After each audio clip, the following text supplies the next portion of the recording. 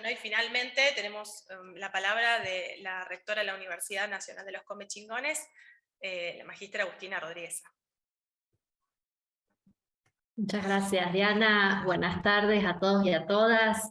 Bienvenidos a estas jornadas RESA. Agradecer, como siempre, a la Fundación Espacios Verdes, a Ana Dimeola y a todo el equipo, a Mónica, a Diana, porque bueno, venimos formando parte de este evento también junto a la Facultad de Turismo y Urbanismo.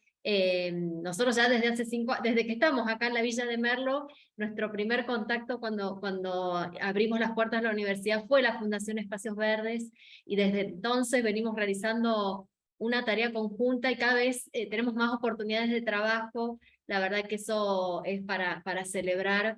Y esto también nos une y llevó también a que cuando se organizaban estas jornadas y se decidieran trabajar el ODS 11, para nosotros es muy importante porque nosotros este año, en mayo de este año, realizamos nuestro primer taller interdisciplinario proyectual de arquitectura y urbanismo, TIPAU, como lo llamamos, donde empezamos a trabajar todas las temáticas vinculadas con el ordenamiento territorial, el urbanismo y todos los desafíos que hay para la región. Así que creo que entre ese primer TIPAU, que se irá repitiendo año a año, y estas jornadas RESA, como un ámbito de reflexión, de pensamiento y de propuestas también, podemos ir construyendo estas investigaciones y estos trabajos que colaboran siempre para los tomadores de decisiones, ¿no? Naciones Unidas, y creo que todos estamos de acuerdo, y también creo que va a ser parte de estos paneles de apertura. Estamos de acuerdo en que para poder llevar a cabo ciudades sostenibles hay un gran trabajo que hacer. Las ciudades necesitan planificar, necesitan ejecutar esos planes y necesitan nutrirse de muchísima información que instituciones como las nuestras, estas dos universidades o una fundación como Espacios Verdes, servimos para también aportar a esa información, a esas investigaciones, a esas tareas extensionistas que sirven para esta construcción. Me gustaría dejar a modo de reflexión, si se pudiera abordar también la temática en general de los ODS y de este en particular, bajo el paradigma del cuidado, del que habla la Laudato Si, que está muy emparentada cuando en el 2015 salía Laudato Si, los ODS y después el Acuerdo de París.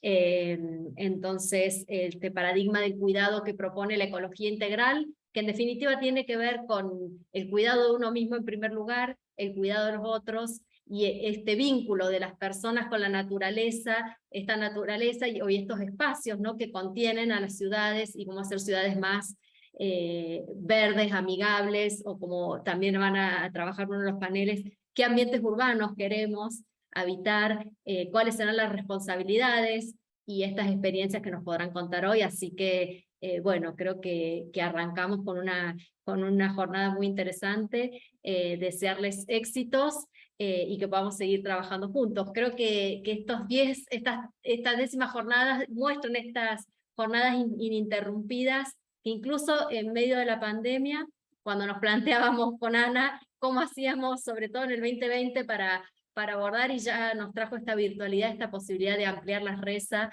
El año que viene nuestra universidad contará con su primer edificio con espacios adecuados, así que también, por supuesto, será muy interesante si podemos generar ya jornadas RESA híbridas con presencialidad y virtualidad.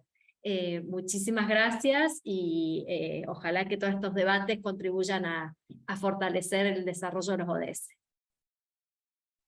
Muchas gracias, rectora. Y ahora sí, nos adentramos en los conversatorios que se desarrollarán durante los próximos días, con el eje temático los ODS 11, Ciudades y Comunidades Sostenibles. La conferencia central de hoy estará a cargo de la licenciada Nancy Lago, la doctora Débora Guerra y el arquitecto Atilio Alimena. La modalidad será la siguiente: cada disertante tendrá su espacio, y los que tengan alguna duda, alguna consulta, podrán dejarla en el chat, ¿sí? La pregunta que quieran hacerle a cada disertante, y luego la leeré como para hacer un poquito más ordenada la virtualidad.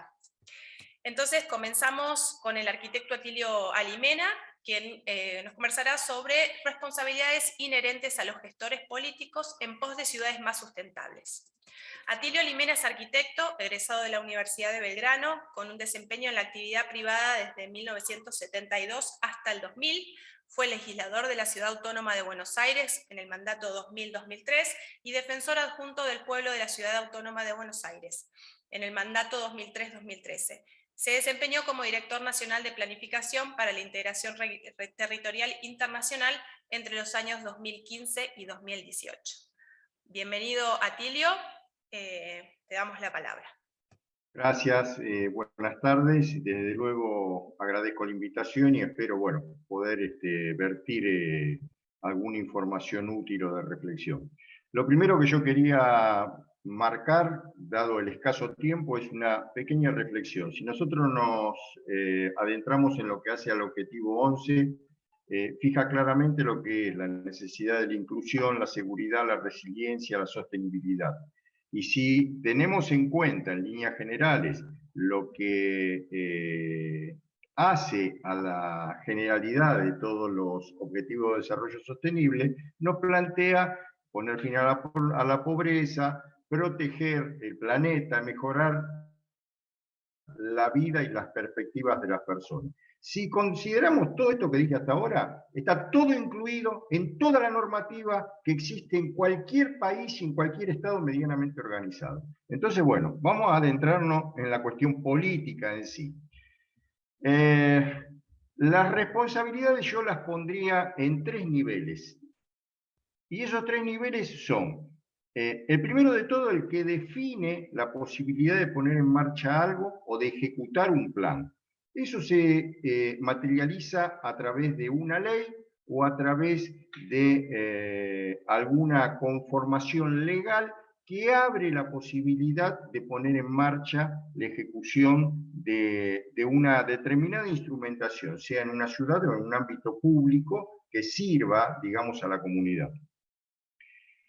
Y ahí es el primer tema a tener en punto o a tener en cuenta de profundidad. Muchas veces las leyes o las normativas o aquello que dé vía a la ejecución de un proyecto se hace o se materializa teniendo en cuenta la voluntad, teniendo en cuenta la necesidad de cumplir.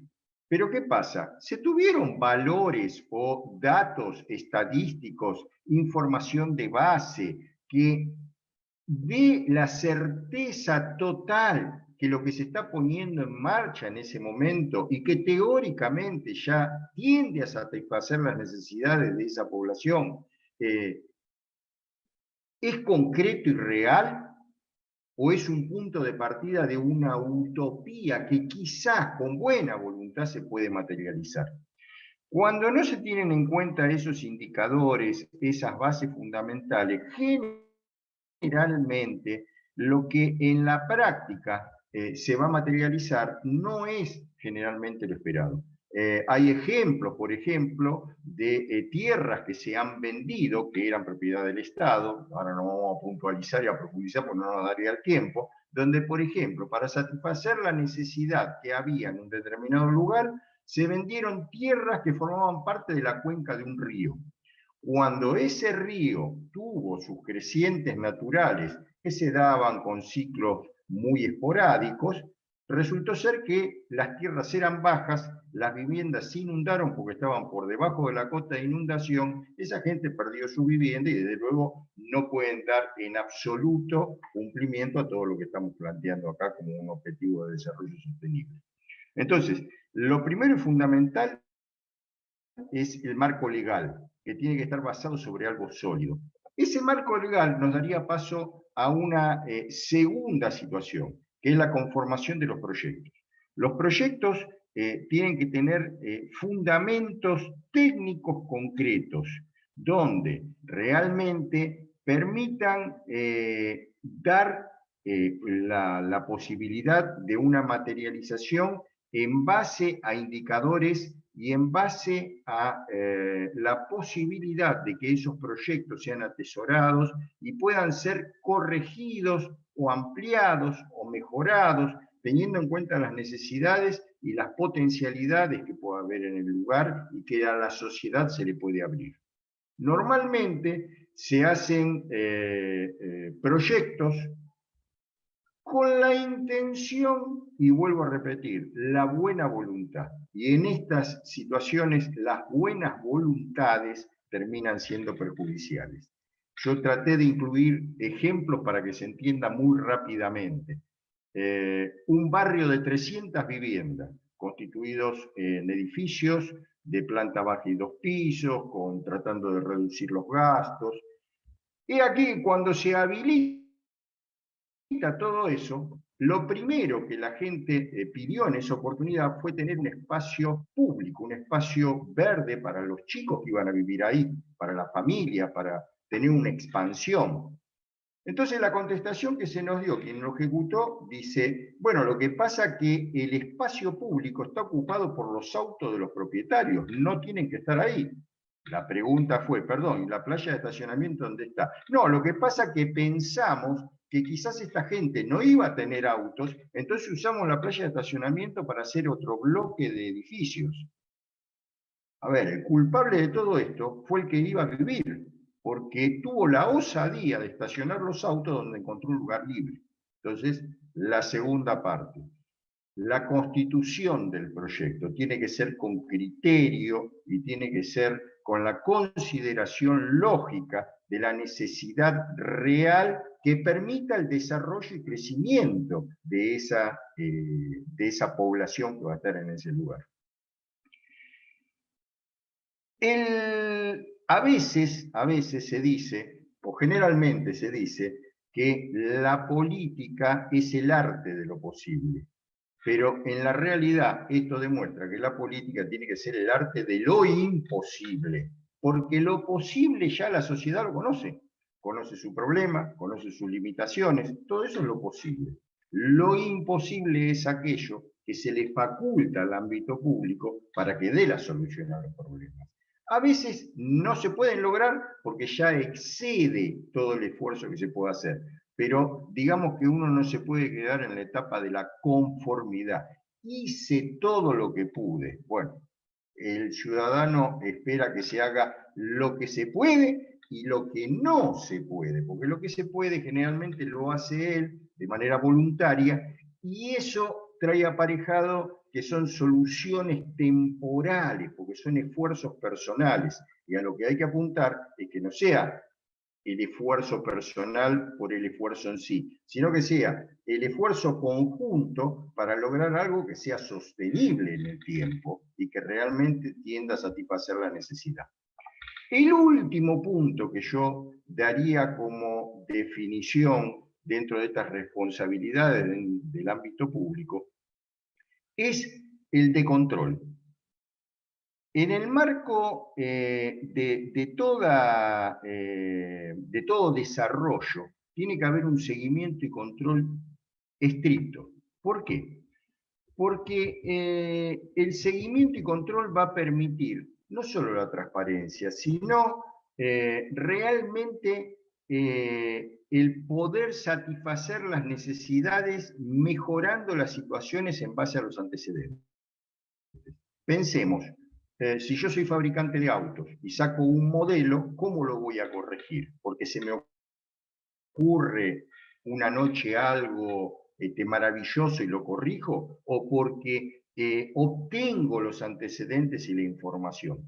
Entonces acá el ciudadano pasa a jugar un rol fundamental y es en realidad quien todo el ámbito legal le da la posibilidad y lo habilita como un controlador supremo, que lo ejecuta o lo canaliza a través de ¿qué? De la justicia, de las defensorías del pueblo u organismos equivalentes. Y son esos organismos los que van a actuar directamente sobre los funcionarios que tienen las responsabilidades para pedir las correcciones y garantizar al ciudadano la posibilidad de ese marco de cumplimiento legal. Estos tres niveles o andariveles que termino de definir, que es la previsión a través de la parte legal, la ejecución a través de todo el aparato del Estado en perfecta congruencia y confluencia, porque otro de los factores, cuando se habla de la etapa de ejecución, es lo hice yo, no se puede hacer. Pensemos, recién se hablaba de la planificación, y todo esto que estoy definiendo, ¿qué es? Planificación. Sin planificación, sin la coherencia y la interacción de todos los sectores, es imposible concretar un proyecto. Se dan situaciones, por ejemplo, un ejemplo voy a dar, porque ya veo que se me agota el tiempo en base a lo que me dijeron, pero voy a dar un ejemplo de un caso de la década del 80. Se puso en marcha un plan de alimentación en una provincia de nuestro país que se había localizado un foco de desnutrición muy grave. Se mandaron los alimentos en base a la normativa que decía que tenía que suministrarse determinado tipo de alimentos. Todo perfecto. Se hacen los primeros estudios o los primeros controles y los chicos seguían con el mismo grado de desnutrición. Lo hago corto. A alguien se le ocurrió intervenir desde el punto de vista sanitario con un equipo médico. Los chicos tenían parasitosis. Solucionado el problema de la parasitosis, los chicos pudieron solucionar su problema de nutrición. Nadie tuvo en cuenta, primero, hacer un estudio pormenorizado desde el punto de vista médico. Entonces, esta situación, que parece algo muy trivial, demuestra cómo a veces el querer cumplir determinados objetivos termina anulando otros. En este caso sería el bienestar de la población y la posibilidad de desarrollo, porque pone en riesgo un tema de salud. Es muy común que no se tengan en cuenta estos factores, y estos factores hay una sola forma de poderlos resolver: con información. Información cruzada, información congruente, que sume a un plan y a un proyecto común. Y eso únicamente se puede lograr mediante una planificación metódica, consciente, profunda y en el tiempo. Es fundamental mantenerla en el tiempo, porque los planes que se pueden ejecutar, o mejor dicho, que se pueden planificar y que se pueden pensar para la materialización, necesitan tener luego continuidad, logrando la adaptación necesaria y logrando las metodologías de seguimiento. Y mediante esa acumulación y ese atesoramiento de información es como realmente la responsabilidad de los decisores políticos se puede materializar y se puede concretar, y deja de ser una utopía y una expresión de buena voluntad. Porque entonces nos vamos a encontrar que tienden a solucionar los problemas reales de la sociedad, y vamos a ver que van a estar dentro del marco que, por ejemplo, en este Objetivo de Desarrollo Sostenible número 11 se manifiesta. Yo pediría que pongan la placa que les había enviado, así ahí vamos a tener el resumen. Ahí, bueno, ahí claramente estamos viendo que lo sinteticé en 6 factores que yo creo que son los fundamentales. O sea, lo que hace a la educación, que tiene que tener proximidad y calidad. La proximidad, ¿por qué lo digo? Se han hecho lugares de vivienda, por ejemplo, desarrollos urbanos, donde no se contempló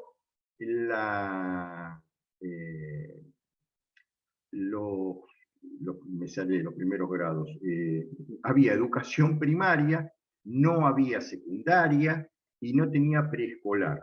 La mayor cantidad de población infantil era preescolar y secundaria. O sea, la escuela funcionaba por la mitad y no podía dar atención a quienes realmente lo necesitaban.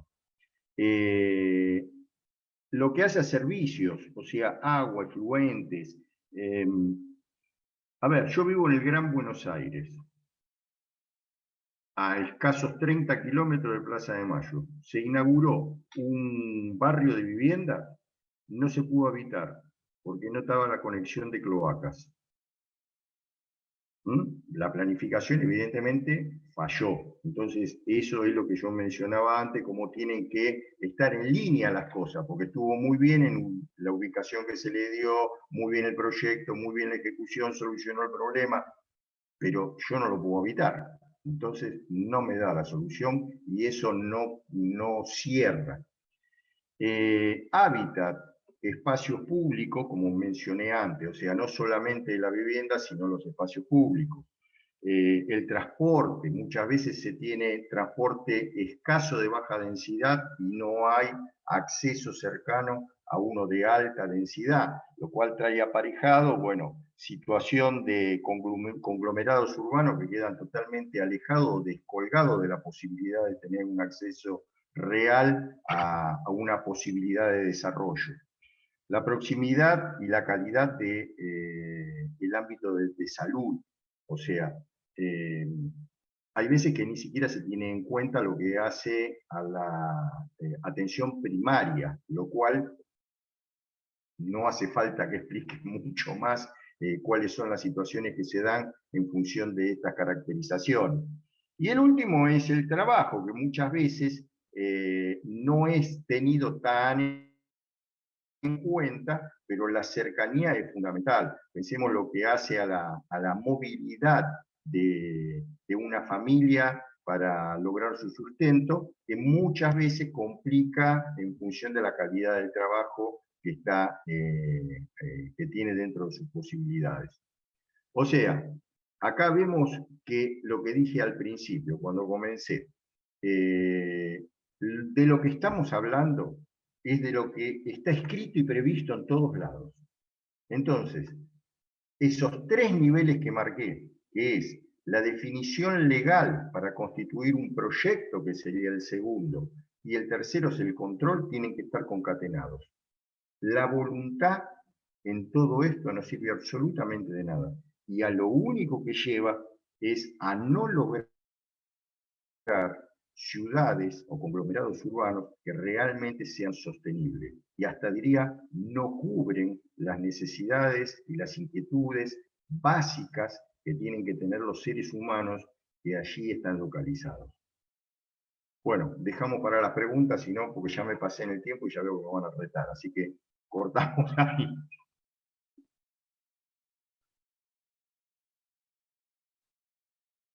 Sí, arquitecto. Acá preguntan, ¿cómo dar respuesta real si no existe la posibilidad económica? Las posibilidades económicas para este tipo de desarrollos que hacen a la atención de la población,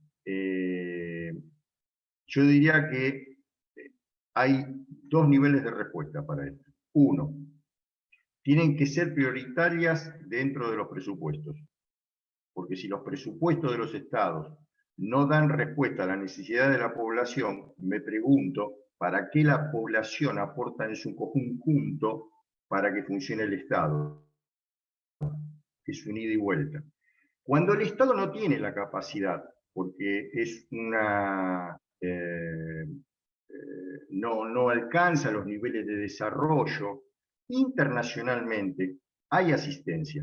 En muchos casos son a fondo perdido. Y en otros casos que no son a fondo perdido, vamos a ser muy sinceros, casi nunca se paga. Porque siempre se postergan en el tiempo, porque son fondos justamente para desarrollo, para permitir la evolución de los ámbitos sociales. O sea que financiamiento, en lo que hace a la manera estricta el financiamiento, siempre se consigue. Y en muchos casos ha quedado demostrado, como ejemplos que di, que se malgastan los fondos porque no se ejecuta con precisión el plan que estaba previsto. Entonces, no hablo de que alguien se lo lleve, hablo de que se malgasta, que muchas veces es peor que si se lo llevan, porque si alguien se lo lleva es responsable ante la justicia, pero si se malgasta, nadie termina siendo responsable, y eso se dilapidó y se perdió.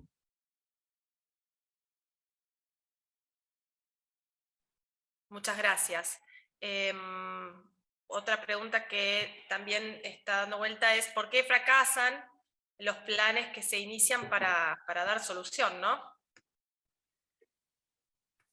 La palabra, yo creo, es planificación, y lo voy a dar con un ejemplo. Son muy pocos los...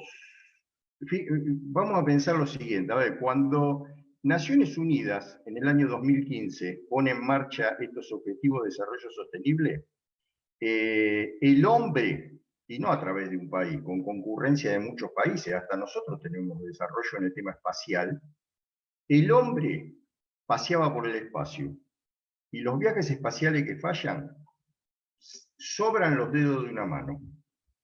Y yo pregunto ahora, ¿cómo puede ser que en la Tierra, sin ser un viaje espacial, sin tener tanto riesgo, tanto en contacto directo, no tenemos ningún problema de tener la información y de ver los avances de la obra, el control y demás? ¿Cómo puede ser que nosotros fallamos? Evidentemente, porque sin pensar mal y sin caer en nada, defino dos cosas: voluntarismo, solución utópica, y en la práctica, y no seguimiento. Y en la práctica eso termina en fracaso. Fracaso en cuanto a la ejecución del proyecto y fracaso en cuanto a la respuesta a la sociedad. Y eso, lamentablemente, una vez concretado, un barrio mal emplazado como el que definí, por ejemplo, en una zona de inundación, eso no se soluciona nunca más. Hay una sola solución. Y yo he visto un caso que se ha hecho en la provincia de Entre Ríos. O sea, se construyó un barrio de más de 100 casas por debajo de la cota de inundación. Fue un error, tendamos un manto de piedad, pero se construyó por debajo de la cota de inundación. A la segunda inundación, que fue en el lapso de 5 años, hubo que derribar el barrio y construir, trasladar a esa gente a otro lugar donde estuviese por encima de la cota de inundación.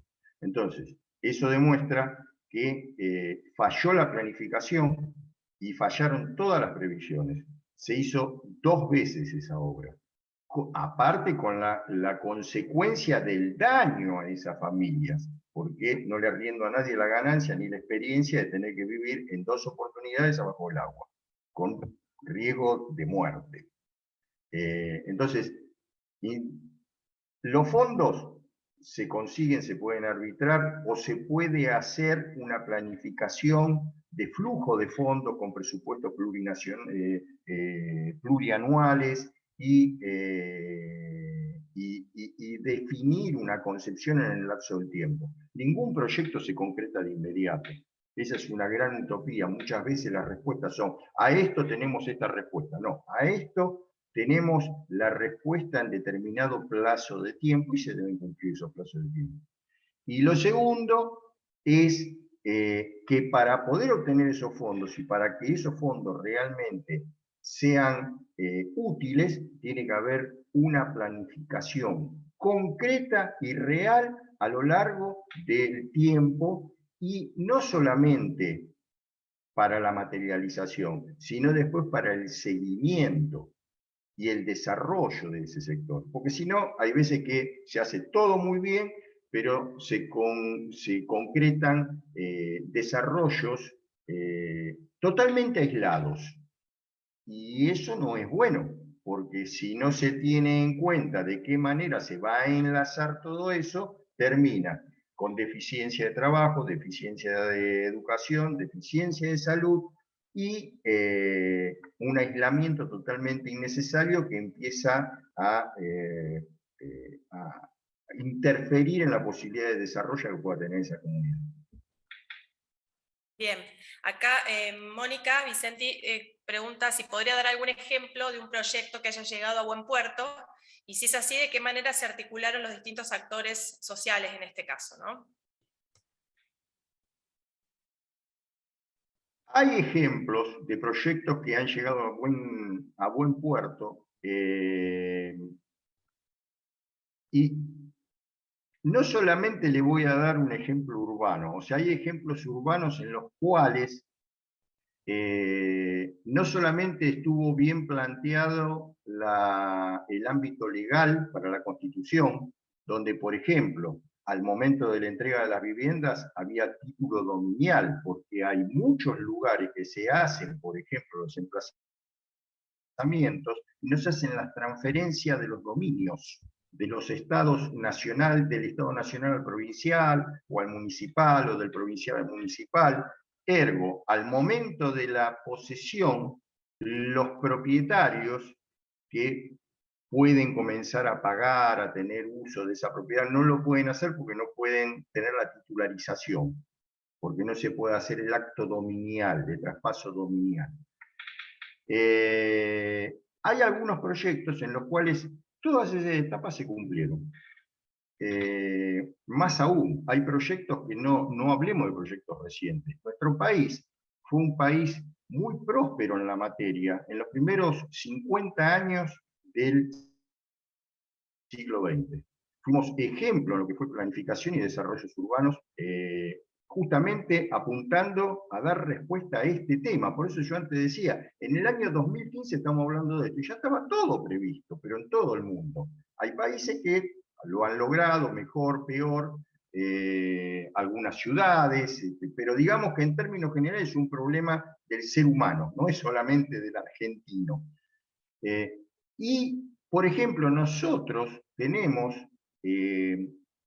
ámbitos urbanos que se han desarrollado y han cumplido todo el proceso, más aún, han previsto absolutamente todo y han sido después tenidos en cuenta en lo que fue la inserción dentro de los ámbitos urbanos, las adaptaciones necesarias que han tenido que tener en cuenta, y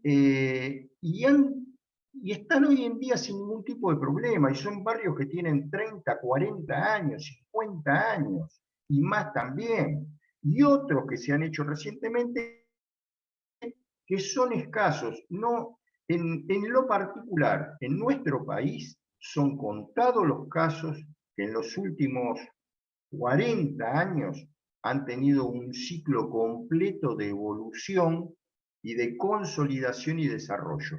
Porque, insisto, la respuesta no es cuestión que sea inmediata. La respuesta tiene que ser frente a la necesidad y después completar el ciclo a lo largo del tiempo.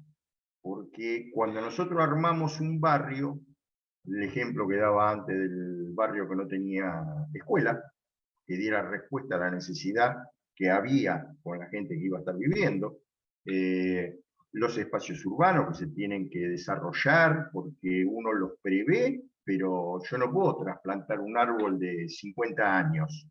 Entonces todo eso tiene que ser previsto y planificado.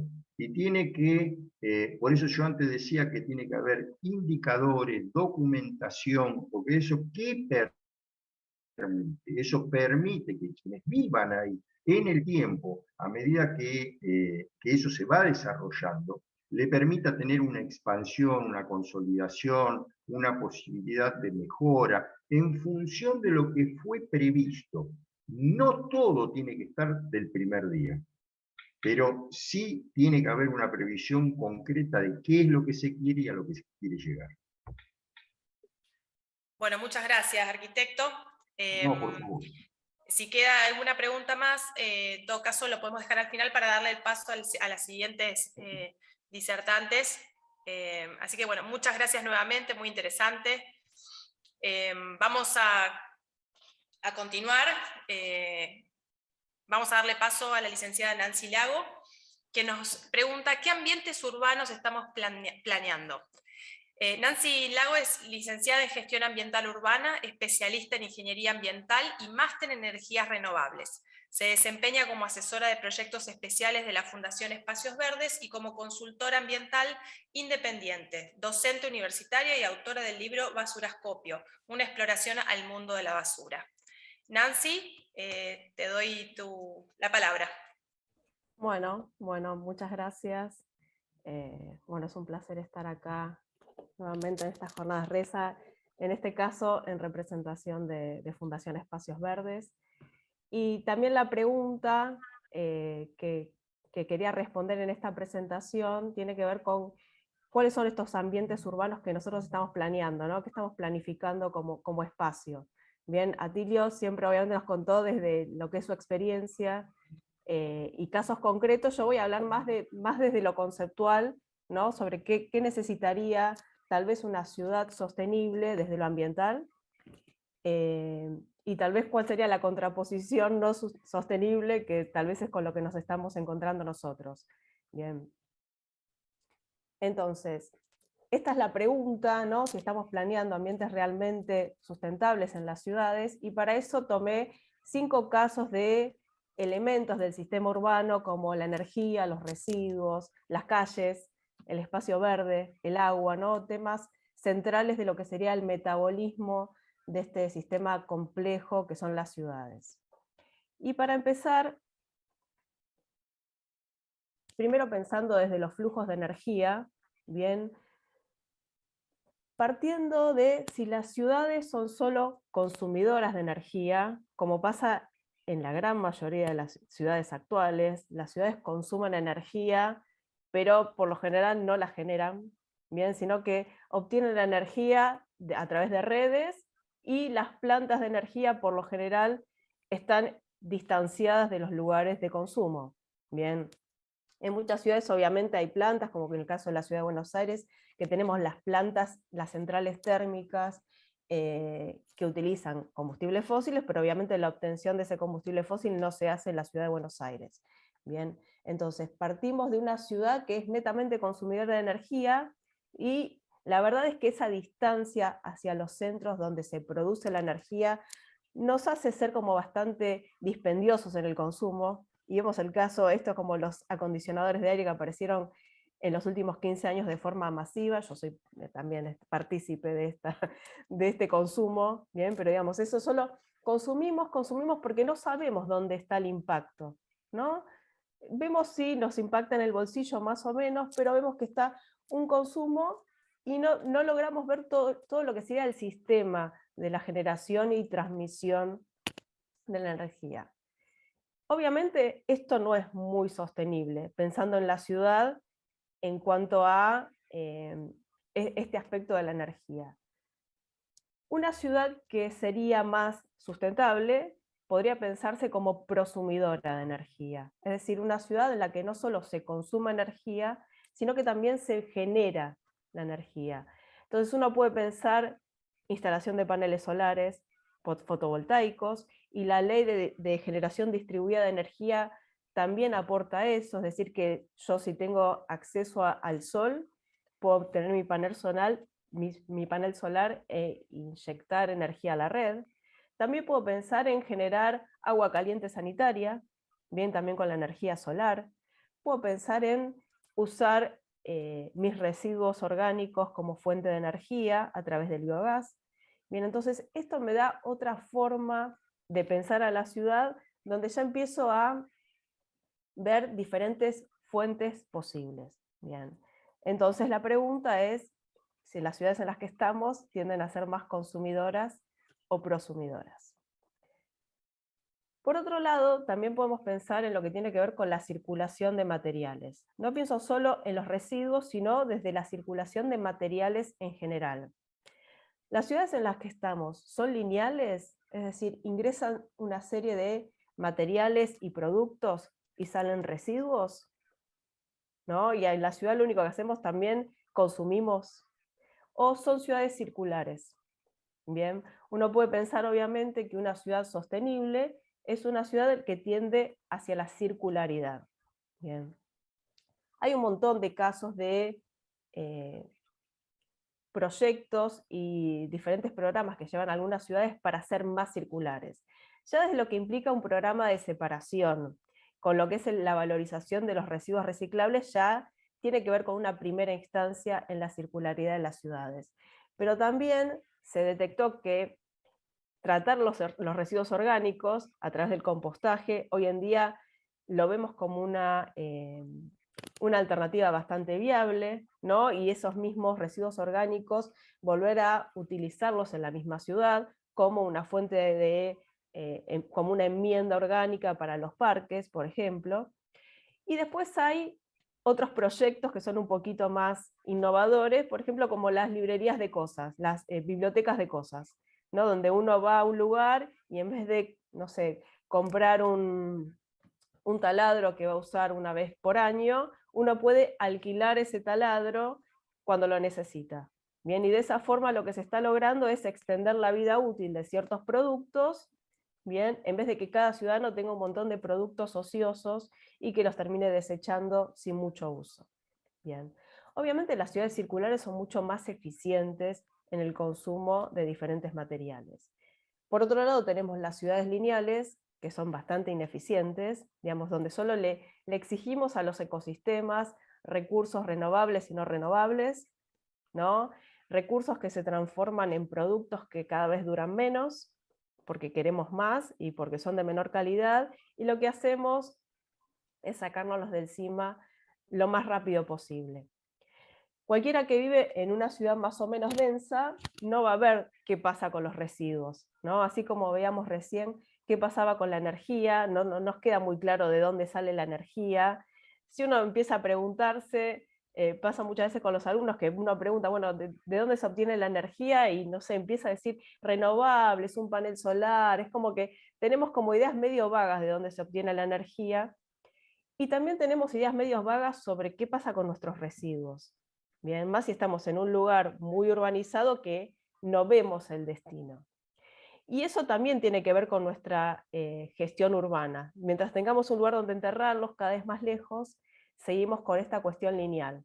Pero esta cuestión lineal hace que tengamos impactos en los ecosistemas que nos proveen de los recursos y tenemos impacto en los ecosistemas donde nosotros enterramos nuestros residuos. Y enterramos con mayor o menor responsabilidad, porque tomo, bueno, lo de Atilio, que hizo bastante hincapié en el tema de indicadores. Un gran indicador de nuestro país tiene que ver con los residuos sólidos urbanos mal dispuestos, es decir, a través de basurales. Y hoy en día 1/3 de los residuos que generamos a nivel nación terminan en basurales. Bien, o sea que esa ciudad lineal, esos residuos que generamos de forma lineal y sostenida, 1/3 van a parar a un basural sin ningún tipo de control. Otro tema importante del metabolismo urbano es el agua. Bien.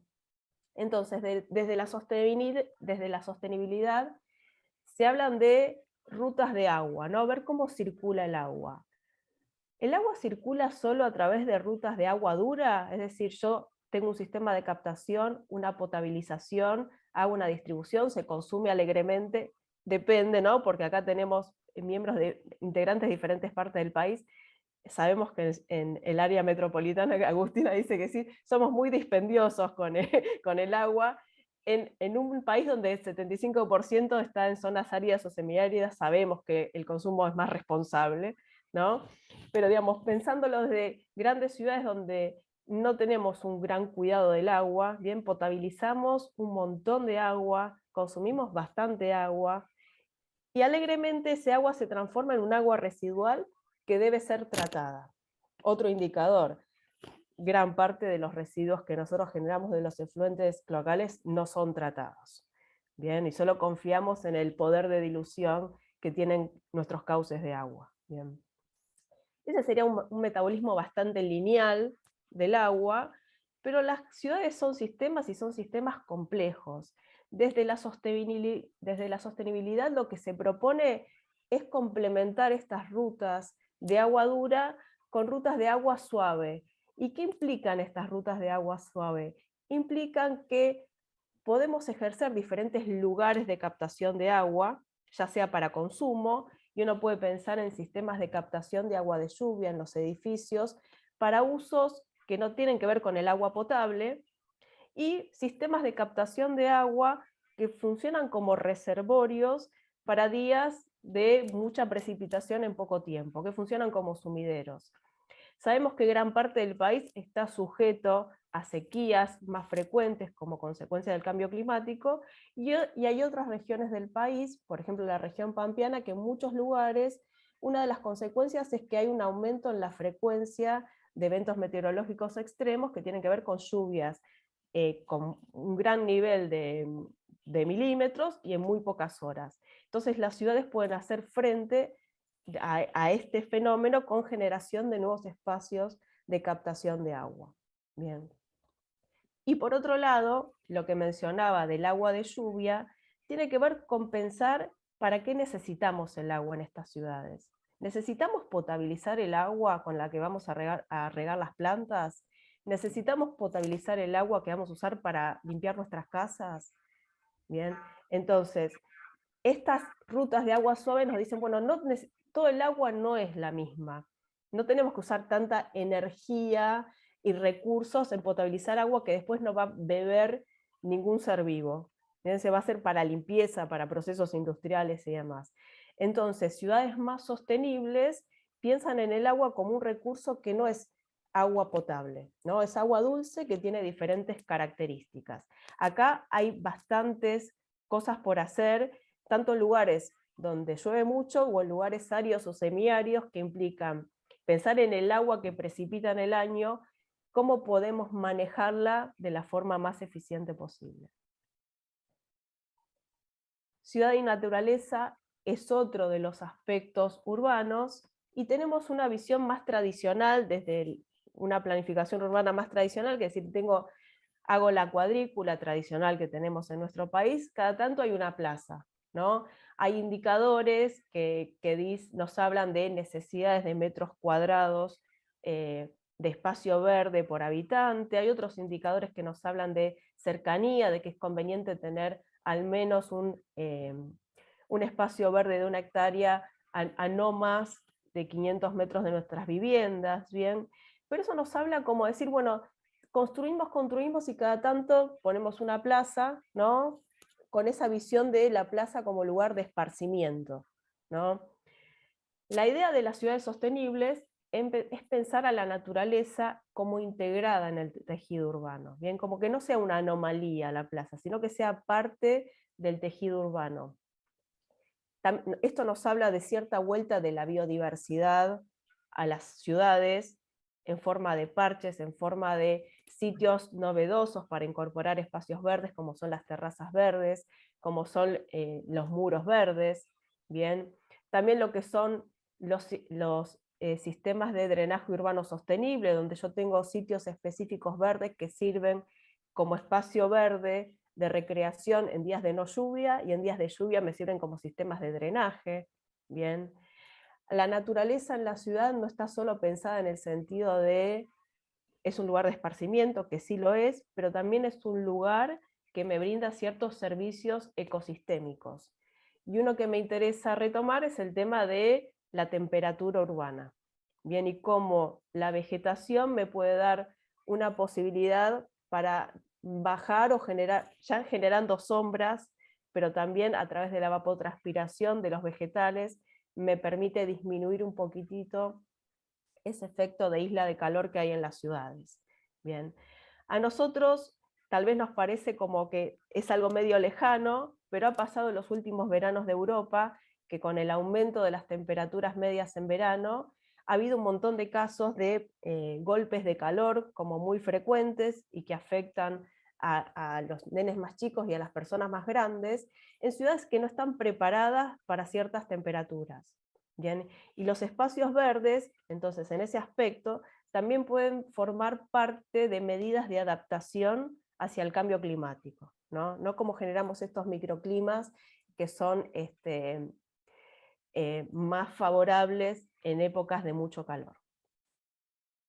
Y finalmente, el tema de las calles, ¿no? Este elemento, esta conexión que tenemos en las ciudades, es otro de los elementos de debate para las ciudades sostenibles, ¿no? Entonces uno puede pensar en ciudades con calles que están centradas en la circulación vehicular, ¿no?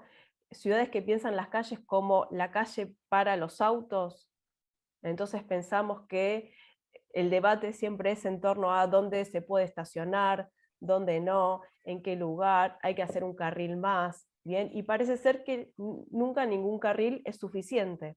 Cuando pensamos en las calles, en función del automóvil, en particular el automóvil privado, nunca es suficiente, ¿no? Entonces, muchos casos, cuando se ha hablado en ciertas ciudades de agregar un carril más, lo que hace es generar una más presión en la venta de autos, porque la gente dice hay más espacio, y terminamos densificando más las calles, y termina siendo un círculo vicioso.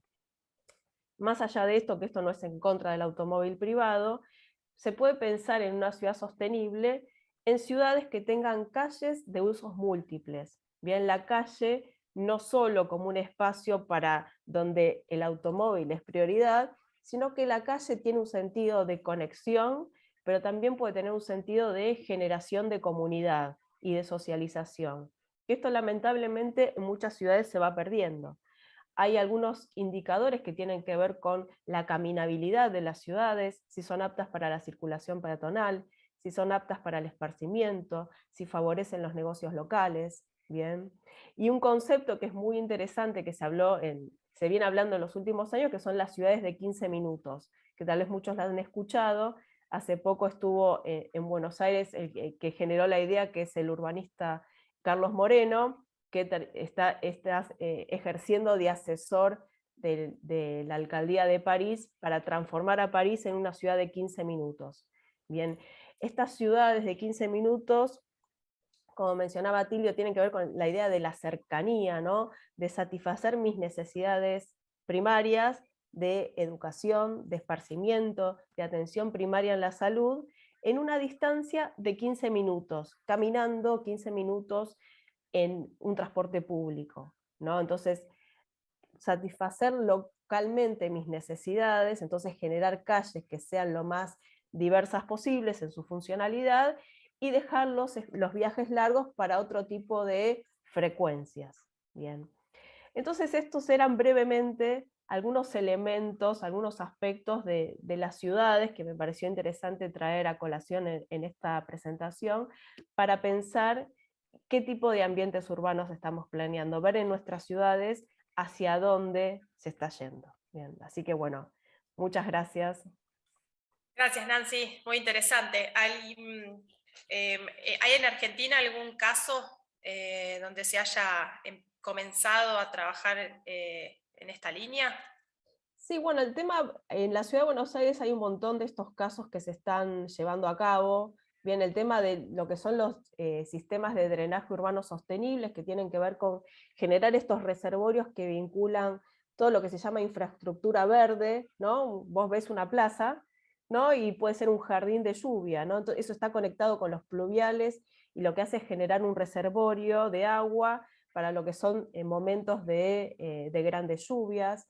En el caso de la circularidad de las ciudades, lo que tiene que ver con lo que es el compostaje a nivel barrial, hay un montón de ciudades en todo el país que lo están implementando, ¿bien? El tema de las calles es algo como que está siendo más difícil. Acá vemos en Ciudad de Buenos Aires que se empezó a hacer con ciertas calles de convivencia, ¿no? Donde conviven ciertos usos, se le da prioridad a lo que es el tránsito peatonal, los usos no motorizados, ¿bien? Pero son algunos ejemplos que nosotros lo podemos ver bastante esporádicos, ¿no? No es algo como que está pasando sistemáticamente en todo el país, lamentablemente, y algunos elementos sí que son como muy interesantes de incorporar, lo que tiene que ver con el agua y lo que son los sistemas de captación de agua de lluvia. Uno lo puede ver en todo el país, pero no tanto como una definición desde las políticas locales, sino como casos particulares que uno en su vivienda o alguna industria o demás lo practica. Pero son como elementos muy relativamente fáciles de implementar a nivel urbano. Bárbaro. Vuelvo a repetir, muy interesante. Bueno, muchas para gracias. seguir conversando. Bueno, muchas gracias, Nancy. Si hay alguna pregunta y podemos resolverlo un poquito más al final también, así le damos el pase también a Débora Guerra. Gracias, Nancy. Bien. La doctora Guerra disertará sobre experiencias en aportes ambientales en obras interjurisdiccionales. Débora es abogada, especialista en Derecho Ambiental por la Universidad de Buenos Aires. Actualmente es la coordinadora de la Estrategia Nacional de Acción para el Empoderamiento Climático en Argentina, del Ministerio de Ambiente y Desarrollo Sostenible, y de la Subsecretaría de Ambiente y Desarrollo Sostenible de la Municipalidad de Ituzaingó. Es docente de la Universidad Nacional de Hurlingham, diplomada en Planificación de Gestión de Residuos Sólidos Urbanos por la Universidad Nacional de San Martín y en Construcción de Mercados Solidarios y Circuitos Alternativos de Comercialización. Débora, muchas gracias y bienvenida. Muchas gracias por el espacio, por la invitación y bueno, interesadísima también de las participaciones de recién. Bueno, voy a comenzar a compartir pantalla.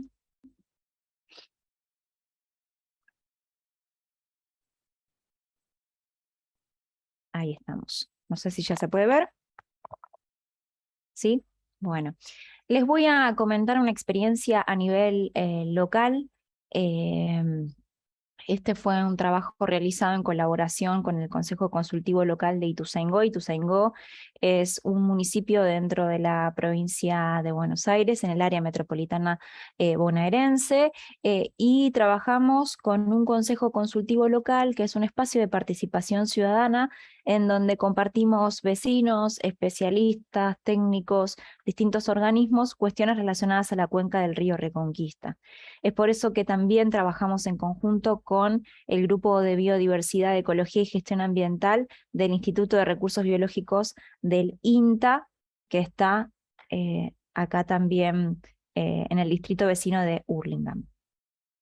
Bueno, lo que estamos viendo en estas imágenes es el arroyo Soto, y las edificaciones que se ven ahí a lo lejos es un barrio Procrear que se construyó al lado de este arroyo en tierras que anteriormente eran de INTA y que fueron cedidas al gobierno nacional para este proyecto habitacional.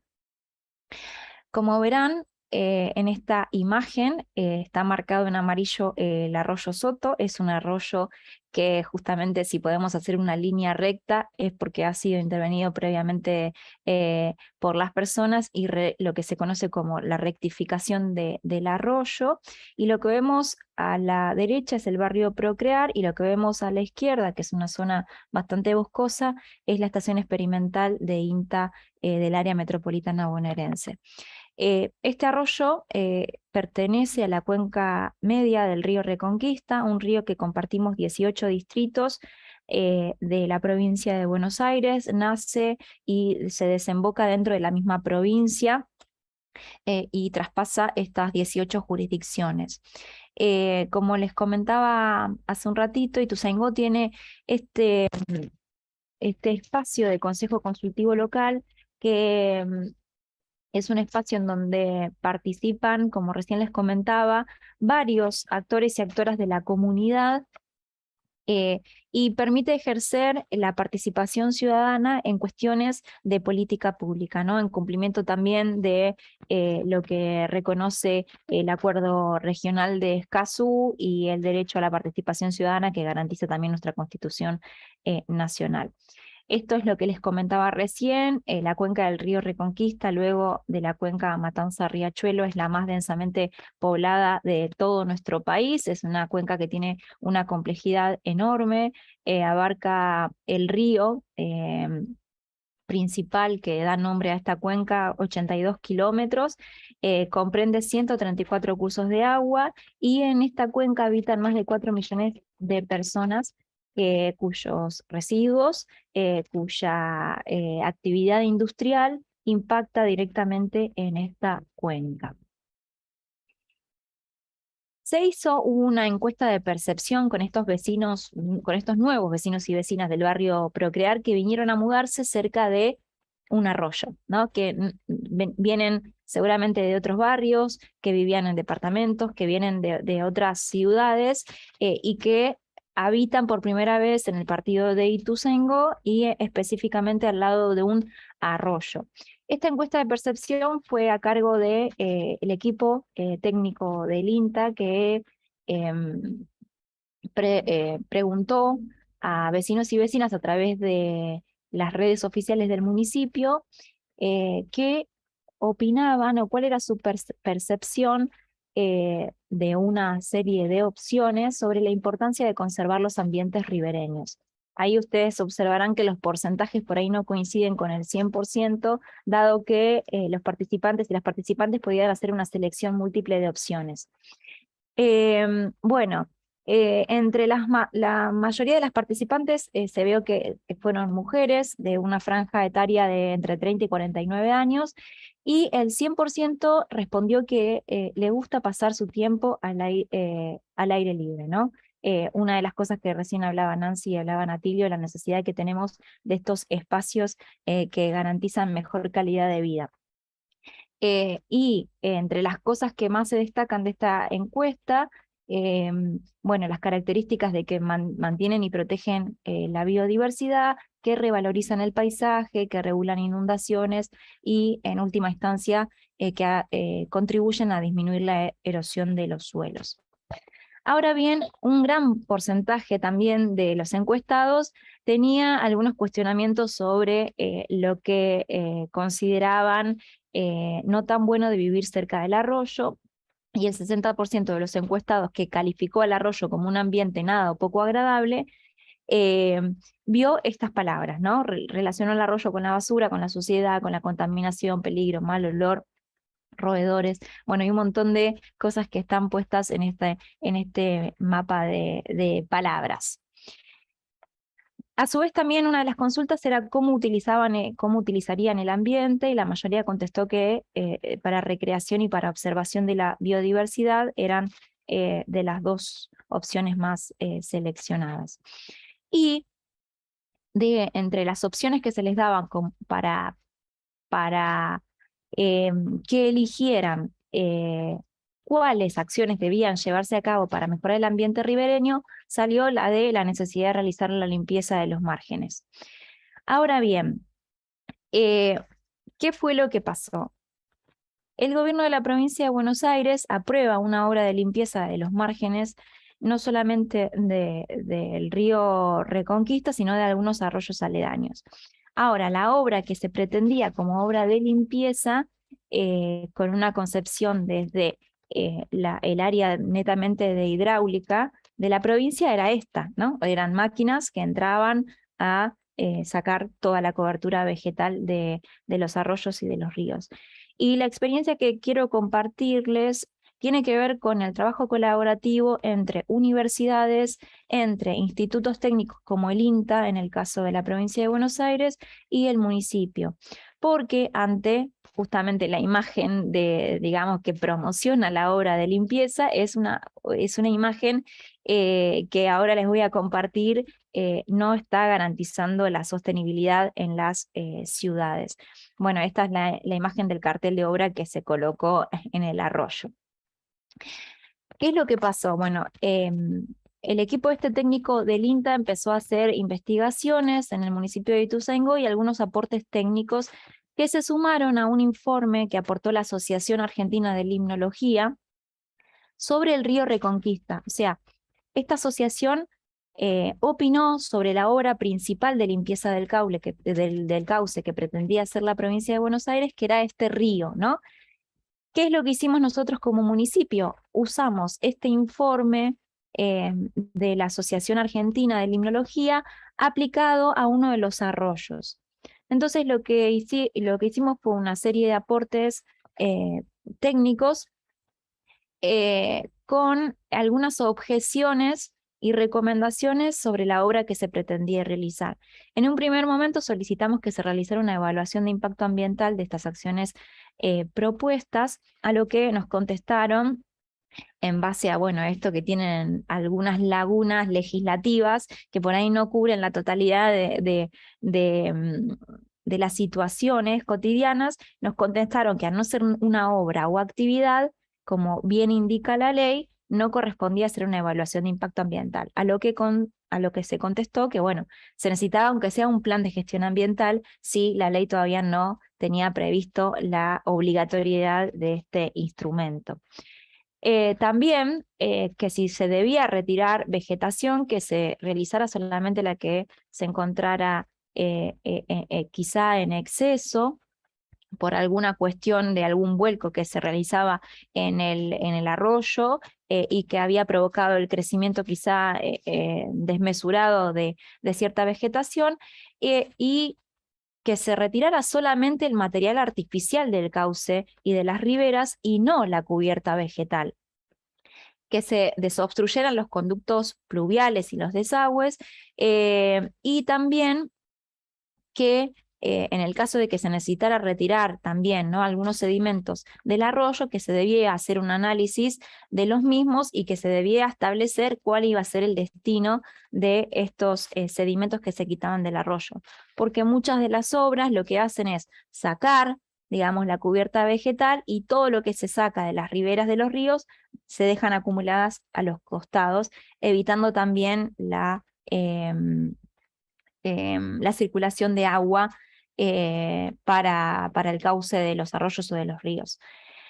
También algunas de las consideraciones técnicas de algunos profesionales estaban relacionadas a la necesidad de respetar la propia dinámica dentro del cauce, de también tener en cuenta la mayor heterogeneidad de las formas y condiciones hidráulicas para favorecer la biodiversidad de los hábitats y de las especies, como sucede en la naturaleza, ¿no? Todo tiene que ser eso, lisito, y una cancha de golf, eso no se da a nivel natural en los ambientes ribereños, porque ambientes ribereños que conservan la biodiversidad, que conservan la flora nativa, también van a convivir de manera armónica con la fauna, van a funcionar como corredores biológicos naturales, que van a fomentar la biodiversidad también en las ciudades, van a amortiguar el ingreso de sedimentos y de contaminantes. También, a contrario de lo que por ahí es el criterio hidráulico de considerar al río como un caño que hay que desobstruir y que hay que sacar todo lo que evita la escurribilidad de los cauces, a contrario de eso, la vegetación en los ríos modera la fuerza de las crecidas y evita la erosión y el desprendimiento de los sedimentos. Y también aumenta la capacidad de infiltración y retención del agua, permitiendo la recarga de los acuíferos. Bueno, todos estos beneficios que los profesionales de las ciencias por ahí naturales aportaban, estaban siendo desconocidos por esta obra hidráulica que se pretendía realizar. También desconociendo esto, ¿no?, que si una máquina entra a sacar toda la cobertura vegetal de las riberas sin tener en cuenta qué es lo que estamos sacando, como por ejemplo, estos son algunas de las especies que se relevaron, que estaban en los márgenes de la ribera, se estaban impactando, se estaban perdiendo, y también toda la biodiversidad relacionada a la fauna, ¿no? Todas las aves que habitaban, porque estaban esa flora en el lugar, y algunos personajes por ahí no tan amigables con las personas, pero que también son parte de la biodiversidad y que también habitaban el arroyo. Bueno, gracias a este trabajo que se hizo en conjunto con INTA, se hicieron algunas recomendaciones en relación a la posibilidad de que con un criterio técnico se modificara esa obra que ya estaba licitada, que ya estaba ganada por una empresa, es decir, ya había una empresa que había ofertado en base a un pliego y había resultado adjudicataria de esta contratación. Se logró, gracias al diálogo entre estas dos partes, que se pudieran mantener algunos albardones que contenían vegetación seminatural, que se pudiera bajar la cota del arroyo en algunos sectores para favorecer el escurrimiento, debido a que obras anteriores de rectificación llenaron los márgenes del río con sedimentos, lo que hacía que el río, en vez de el agua de lluvia, en vez de escurrir hacia el arroyo, se encontrara con una barrera de tierra. Y la posibilidad de reforestar con leñosas autóctonas, es decir, árboles y arbustos, luego de que se ejecutara la obra en el lugar.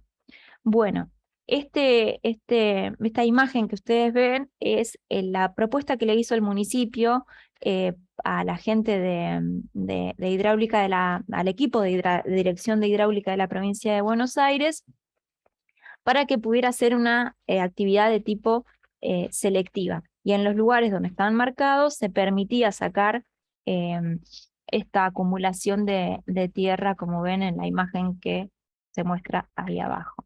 También lo que se hizo fue que en vez de que la máquina pasara sin ningún tipo de criterio previo, se hizo una demarcación de flora nativa para que no fuera tirada por las máquinas, y lo que se pidió es que la limpieza del arroyo se realizara de forma manual, quitando esos objetos que eran extraños a la vegetación natural del río, cosa que no estaba prevista, porque estaba prevista que pasaran con máquinas y retiraran toda la cubierta vegetal. La imagen que se ve ahí abajo es la basura que se fue recolectando del arroyo. Así que esta es la experiencia que quería compartirles. Obviamente, más allá de las lagunas legales, es muy importante, y esto es lo que quería destacar, el trabajo colaborativo de las instituciones y que las personas también tengan espacios de participación ciudadana, porque esto no hubiera sido posible sin el aporte de las ONGs, sin el aporte de profesionales como por ejemplo del INTA, y sin un estudio muy importantísimo que quiero destacar también, que es el de limnología que recién les comentaba, que hicieron aportes técnicos precisos, por ejemplo, mencionando algunos estudios de Naciones Unidas relacionados a la evaluación de los ecosistemas del milenio, en donde justamente decían que este tipo de tareas son desaconsejadas y que pertenecen al pasado, ¿no? A unas ciudades que se dedicaban a esconder sus ríos, sus arroyos, a entubarlos, a tenerlos por debajo, y cómo ahora empiezan un proceso de reconstrucción y de restauración de la naturaleza y de los ecosistemas, como también dice Naciones Unidas, que es esta década hasta el 2030, la década de la restauración de los ecosistemas. Bueno, eso era todo lo que quería compartir en esta oportunidad. Gracias, Débora. La verdad que súper interesante. Son ejemplos que sirven también como para poder replicar, ¿no?, en otras situaciones, porque sobre todo el Gran Buenos Aires está llena de estas problemáticas y sería interesante poder abordarlas. Hay una pregunta acá, no sé quién le interesaría responderla. ¿Qué se sabe de las inversiones de ONU para ciudades emergentes en Patagonia, por ejemplo? ¿Alguno puede contestar de los disertantes? También dice, las ciudades como Cava se puede lograr financiamiento de proyectos de un colectivo vecinal para difundir los puntos de ODS. Lo pregunta Juan Facundo Román.